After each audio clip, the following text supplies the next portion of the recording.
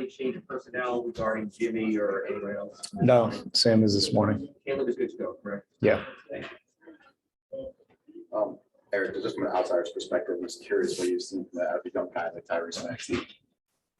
He's gotten a lot better. He's gained a lot of confidence. I think he's earned trust of everybody in their locker room. And then when that happens for young guys, they can make big jumps, and I think that's what you're saying.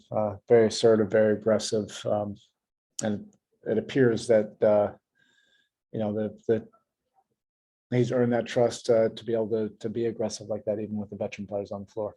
And then obviously you're not going to be able to see the duo of James and Joel, but just again from an outsider's perspective, like, what do you think? Yeah, it's a great fit. Their games complement each other. Either guy can make plays, either guy can be the recipient, from the other guy. And you're just talking about, two MVP caliber talents, that has a way of making itself work out. All right. Thank you. We have a couple of views. Hey, that's okay, Maddox. We don't have to. They're not going to listen to me. We'll start with Tim Reynolds. Go ahead. Or maybe you'd be too busy. I don't know what ad I'm hearing. Spo, have you ever thought about the possibility that, like, much in the same way that the Heat were modeled kind of with so many people? I mean, you've been with Pat forever. Do you see parallels with the way that Jim Larrañaga has had a lot of his guys like Chris and some other people around him? I mean, do you see not parallels between the way it's run, but the parallels between just how consistency in staff tends to lead to success? Yeah, I do actually think that, it's crazy. Do you have like a tape recorder or something? We were just talking about this on the plane yesterday with our coaching staff. And, we just really admire, what Coach Larrañaga has been able to do at UM. And that's not the easiest of jobs. And he's been able to develop a culture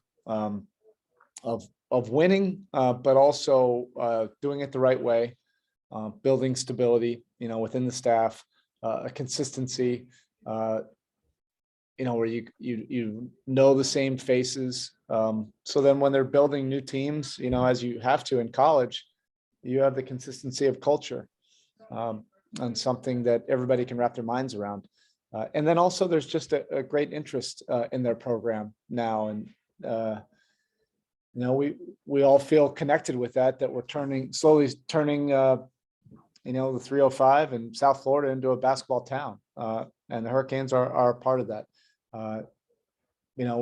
I've been friendly with their coaching staff for a decade. We've done coaching chalk talks over the years, and I hope it does turn out that way. Also, I think it would just be awesome, for Coach L, to coach as long as he wants, because he's as young as he's ever been.